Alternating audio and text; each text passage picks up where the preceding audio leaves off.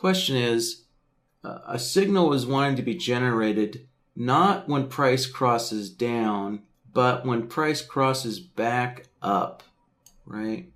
So if you can imagine in real time, right, when this wick was being generated, price had to come down. And so when price is crossing down, we want to ignore that. But when price crosses back up, that is when the signal is wanting to be given. So while price is doing this price would be doing this in real time, right? So that's the key. How do you detect a crossover in real time? Well, actually, it's not a crossover, but a crossback, right? It would be a crossback in real time here. That is kind of tricky, when you think about that, because normally when you're looking at crossovers, right, you're looking at the closing price of the bar. Let's take a look at this. So in real time, when you're looking at crossovers, you're taking like the closing price of the previous bar, and then when the closing price of the bar that's building, right? So you have to imagine that this bar is live and it's building here, right? So when price crosses this red moving average, right? When it crosses down, bingo, you got a crossover, right? You got the closing price previously and the closing price now, and you have crossover. But when price crosses back up, well, you no longer have a crossover, right? And then some people might be thinking, oh, well, hey, what if we use the low price of the bar? Right? Sure, you do have a crossover now if you compare the low price of the bar. That works in this case. But what about here? So using the low price of the bar doesn't always work, because the low of this bar and the low of this bar, so there's no crossover. Right? At some point, the low price, we did have a crossover at some point. So when this bar closed up here and the next bar opened, right, the low of this bar when it first opened was up here, and there was a cross up, right? But that's not what's wanted.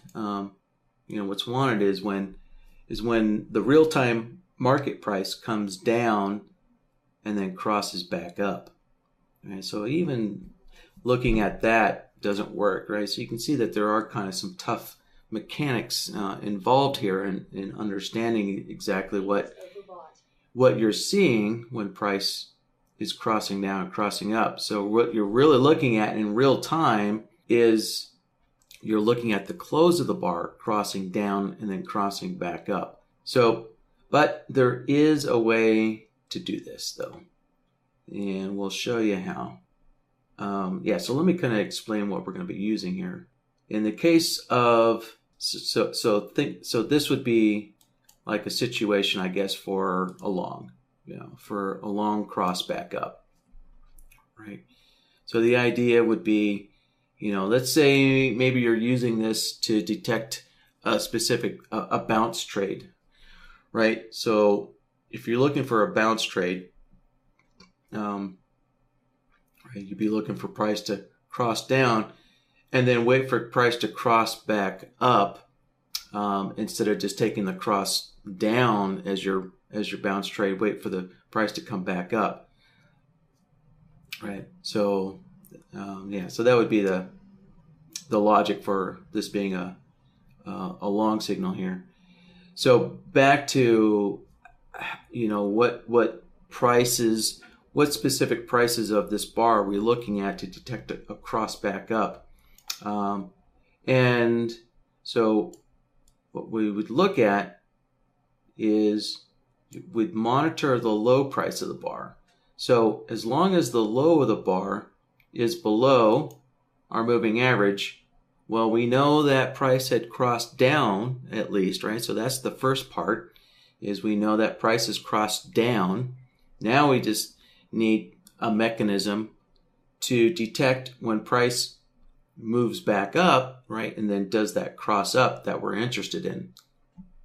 And so the other thing that we can look at, well, so here's the closing price of this bar, right? So price had to cross back up in order for the closing price of the bar to be above our moving average, or whatever this level is. It doesn't have to be moving average. Maybe it's a pivot line, maybe it's a Fibonacci line, but whatever your support line is, when price is above it, then we know that price had crossed back up, right? So we're looking for two things. We're looking for the wick to be on one side of our support line, and then the closing price to be on the other side, right? So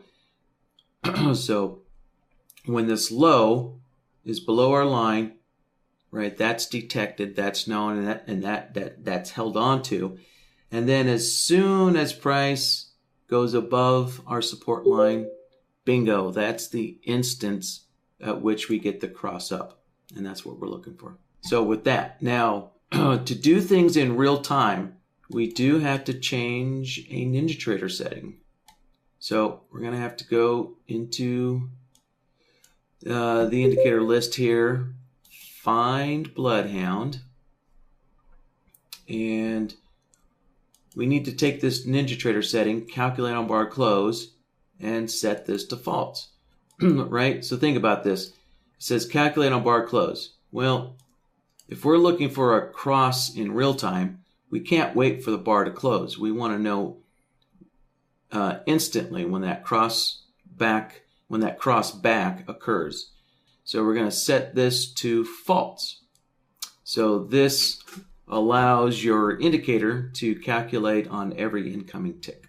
Okay, so we'll set that to false. There we go. All right.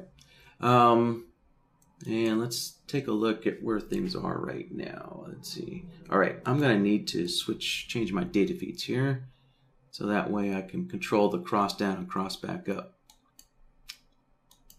All right, so let's switch to the simulated data feed. All right, so let's see. So we got the market going up. That's okay.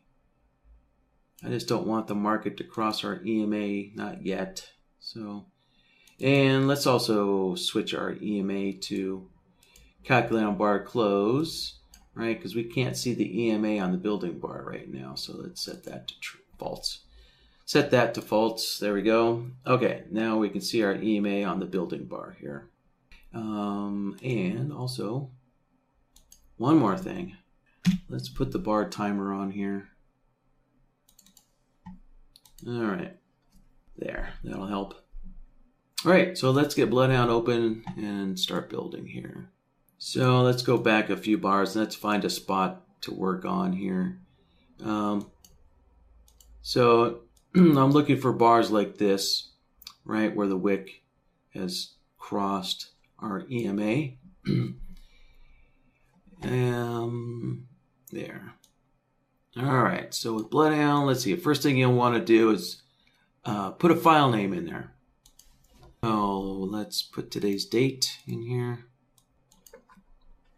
Start working on the logic tab here. Let's create a new logic. All right. So let's see. What should we call this here? All right. So we're looking for crossback in real time. So the first component is looking for this wick here. For a long cross up, right, we're going to be using the low of the bar. And let's see. I don't have any short situations, but for a long, we're going to use the low of the bar. And let's go back here a little bit. Yeah, and here we go. So this would be an ideal situation. And so for a short, we'd be using the high of the bar like that. So price is below our support line, right? And then price moves above it, generates a high wick, and then comes back down and crosses back down. So, okay, there we go. Let's find our bar there. This would be the comparison solver. So we're going to be comparing the low of the bar, you know, or the high of the bar to our support line, whatever that might be. So let's grab a comparison solver. All right, so with the comparison solver, the first thing we want to know is, you know, where's the low of the bar or where's the high of the bar? So input A, that's going to be price. That's going to be our price of the bar. And so, right, I've got a nice, I've got a green arrow here, right? So this would be a long situation here. So for a long signal, we're using the low of the bar. And then for a short signal, in this case, we're using the opposite price, which would be the high, right? So typically, when you're using price, usually you're using opposite prices. So once you figure out what price you're using for a long signal, most of the time, the short signal is going to be the opposite price. All right, so, okay, so that's that. Now, input B, well, that's going to be, you know, your support and resistance indicator, whatever that might be. So I'm using, what, the EMA 55. So let's switch this over to the EMA. Okay, let's add that down there and change the period to 55. Oops, there we go. Okay, so we have something here. Now, if you notice, we don't have any signal when the wick is below the EMA. So that tells us we need to go and change our outputs here. So let's clear that output there.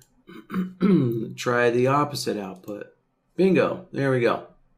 Right, so now whenever the low price of the bar is below our support line, we're getting that long output here. And again, typically with the comparison solver, usually your outputs are inverted here. So we figured out that for our long output, we need to use A less than B, right? If you just read the name of the output that we're using, it says A less than B. So let's go to the chart. Well, yeah, the low price is less than B. What is B? B is our support resistance indicator. So when the low of the bar is less than our support resistance indicator, right? That is this condition right here for the long output. All right, and then the short outputs, most of the time, you're going to want the opposite. So we'll just do that. And now, if we take a look here, right, if the high price of the bar is above, then we're getting these short outputs. We're getting a short output in BloodHound. Now, of course, a bar here, like this bar, right, it's straddling the support resistance line, so we're getting a long and a short at the same time. But you can ignore that for now, right? That's just one solver. So once we add the other component, it will filter out this long and short together. and it'll also filter out all of this short as well, right? So, okay. So this solver is done, but let's give this a name here before we get going too far. Let's see here. So this would be either the low or high crosses. In this case, it's going to be our EMA 55. Okay, so there we go. We got a name here for our solver. All right, so the next part. So let's pick on this bar. Let's use this bar again. So remember, the second part is to make sure that the close of the bar is now above our support resistance line. So, right? So we're going to need another comparison solver. And let's connect this guy up like that. So let's give this a name here. So the close of the bar, I'll just say crossed over our EMA 55 there. Okay. So we're going to set this solver up pretty much the same as this other one here. So input A is going to be price. And this time we're interested in the closing price, right? Make sure the closing price of the bar. And just so you guys are aware, with NinjaTrader, right, wherever the real-time market price is, that NinjaTrader considers that the closing price of the bar, right? Which, if you think about it, it's true. If the bar had closed right now, well, right, that would be the closing price of the bar, where price had last traded when that bar closed. Well, that's the closing price of the bar. So where price is last trading is also the close of the bar, the closing price of the bar, right? So there's kind of two types of closing prices, right? There's the historical close of the bar, and then where price is trading in real time is also the close price as well. So, all right. So here's our bar. So we want to know where the close of the bar is in comparison to our support resistance line here. So let's replace that with the EMA again, like so. All right. Now we need to put those two conditions together. So they both need to be true at the same time. Before I get going too far, let's just double check here. So, all right. So you notice we're getting a long output on this bar here, and that's what we want, right? So when the close is above our support resistance line, right, that's the cross up. So when we get that cross up, we want that long signal. And here, right, the close of the bar is below, well, actually, that's a bad example here. Let's go back to this other bar. Here we go. Yeah, so there we go. So when let's see here, the bar had opened, and then price had moved up, and then it crossed back down to close down below, and we're getting a short signal on here from this solver. All right, so basically the outputs did not have to be changed on this solver here. Okay, so let's connect those together with an AND node and see what we get here. And yeah, there we go. So we have the low of the bar down here, the high, and the bar had closed back up. So it's conceivable that price might have moved up and back down, but we don't know what happened historically, right? So when you're building something that happens in real time, you can't necessarily tell what had truly happened historically, right? So you can't use this for historical evaluations, right? As far as we know, when this long bar was formed, we know at some point price had come down a little bit, and it could have just shot up and stayed up there and might not have ever crossed back down and back up again. All right, so but historically, or I should say in real time here. So let's test this out in real time. Let me pull the market down.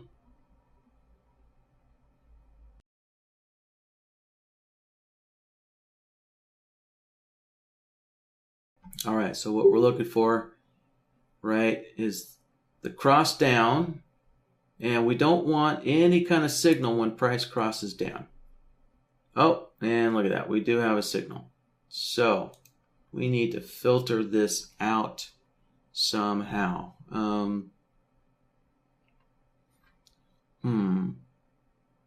So how are we going to filter this out somehow? Let's see here. Let's try a bar direction. And let's see, I'm going to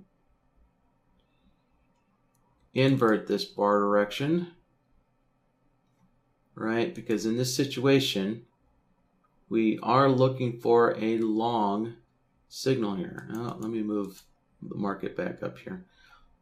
So if price is above, and so if you really are building a bounce trade, right, this needs additional logic here to kind of really filter out a bounce trade here. So what I'm focusing on is just that single bar, crossing down and crossing back up. Right. So so anyways, getting back to the bar direction, right? If you remember, we had a short signal on this bar in real time. Now, if I use this bar direction, with the output inverted, right, you see it generates a long signal now, which is what we're interested in, right, is when price if price had crossed back up to generate a long signal. That's what we're interested in. So that's why we want a long signal here on this bar. And so there we go. So we have a short signal now, but if I connect this up, there, it filters out that short signal there. All right, so there we go. Got rid of those. So let's see. Let's try this again. We'll test this again here. So I'm going to wait for this bar to close first. All right, bar's closed. So let's pull price back down here. Okay, so hopefully no signal when it crosses down. That's what we're shooting for. Bingo. All right, no signal, cross back down. So now let's move the market up. And as soon as we get that cross up, that's when we want to see the signal. Bingo. There we go. So there's our cross up for the long signal. So we have it done. All right, now there's one other situation I can see here that's going to be problematic. Okay, so let me move the market down. Well, time's running out. Okay, this is going to take one more bar here to show you a possible problem with this logic. All right, perfect. There we go. So let me move the market down. This is a great setup here to kind of show the problem that might happen. Okay, so there we go. We got price crossing down. I'll just pull it down another tick or two. There we go. And now let's move price back up. There. So there's our signal. But now, if price moves back up too high, right? Now this is an up bar versus these down bars. So the bar direction wasn't quite perfect. Let's see here. So let's try some other ways to possibly filter this out. I should say this isn't critical, but it would be nice to kind of solve this problem so that you can see, so you can evaluate things historically. Right, the fact that, so if you were using this signal here to trade with, right, you did actually get a long signal in real time. And if you did plug that into Raven or BlackBird, right, that would fire off a signal to Raven or BlackBird in real time. So a trade would get executed, even though you don't see it on the chart. Historically, we don't see it on the chart, but in real time, a trade would have gotten executed. But, it is nice to kind of see signals historically when they happen, if they had happened in real time. So let's see. So I'm just kind of trying to think of how we can get this to work here, possibly in real time. Let's see. So let's disconnect that. Oh, okay. Yeah, I think I might have a solution. Yeah, I think I'm gonna. Yeah, so I'm gonna use another comparison solver. And so what I'll do is, let's see here. No, that's sorry, that's not going to work. Yeah, I was thinking of looking at the closing price of the bar.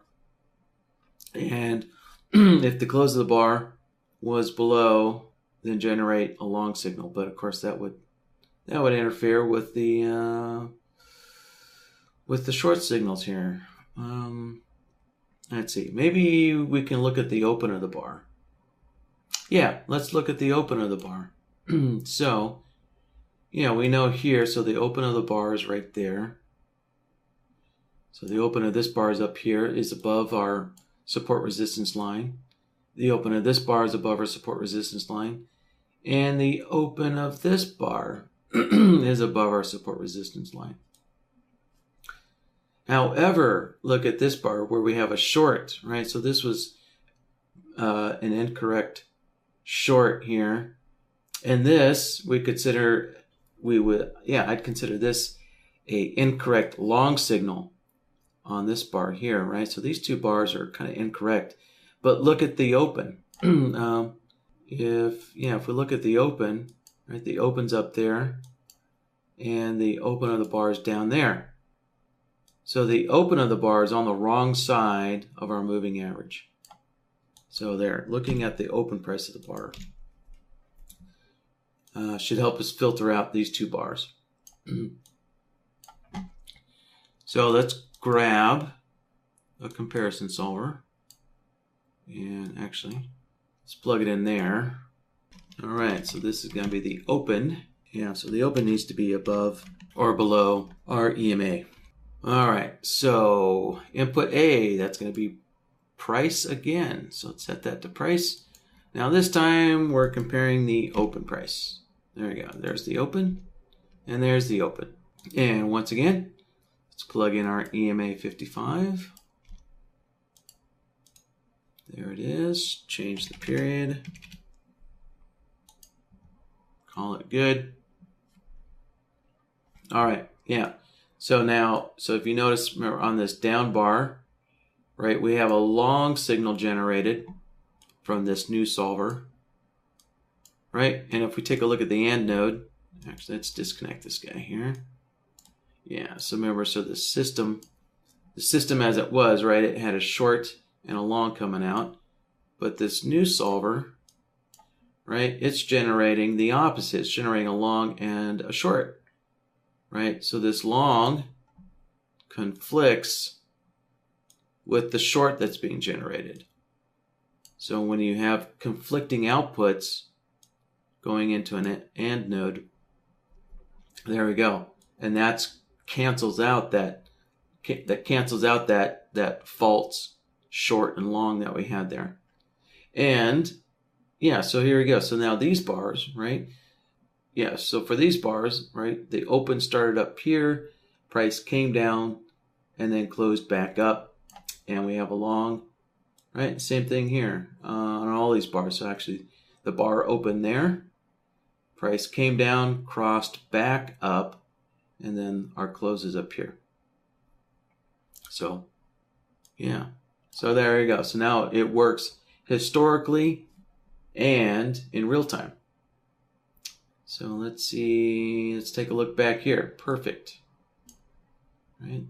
That bar worked. You know what? So sometimes you just won't see stuff historically. So, for example, let's take a look at this bar here. Right. So I bet you, I think there's a good chance, right? The bar opened up top. We know that price came down because of the wick, and then it closed right there. But I bet you there's a good chance that price had actually crossed up, or that price might have moved up an extra tick, right? Generating that cross up in real time. But then we can see that when the bar closed, price had actually closed either on that EMA or just a fraction below that EMA. So historically, we lost that signal, but in real time, there's a very good chance in real time that we did actually get a cross up technically. So which kind of leads into the second my second topic here that I was going to cover for today. But I'll get to that we'll get to that once I'm finished here. So anyways, so there's could have been, a real-time signal, a real-time long signal generated on that bar, but there's just no way to know using historical data, right? Yeah, even this bar. Yeah, this bar here, another one, might have generated a signal in real time, right? If we look at where that bar closed, there's a good chance that price might have crossed back up, generated a signal, but then ultimately closed below our support line here. And so we lost that historical signal there. Yeah, and once a signal is gone, there's no way to hold on to that, unfortunately. So let's see here. Yeah, maybe I can. We'll see if we have enough time in this bar, but yeah, I'll kind of show you exactly what might happen. So there we go. Oh, all right. Let's pull price back up. Bingo. Got a signal in real time.